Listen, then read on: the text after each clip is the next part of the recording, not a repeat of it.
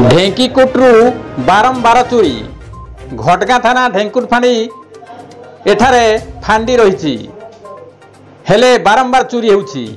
Mask मध्यरे 5 थर चोरी रे 30 लाख ऊर्ध्व टंकार जिनिस चोरी हेलानी हेले चोर धरा पड़ू नाहांती। गत राति रे ढेंकीकुट बजार मध्यरे फांडी ठारू मात्र 50 मीटर दूर बुट्टा मंडल चाहा दुकान 500 टंका चोरी होइथिया बेले मुख्य बजार मध्यरे घर थिबा Vijay Kumar Sahu Maruti Omni car battery एवं अन्य जिनिस चोरी होइछि।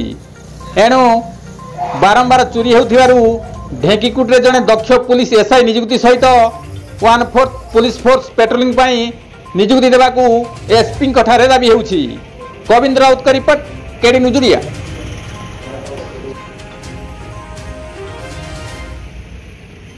मित्र था कि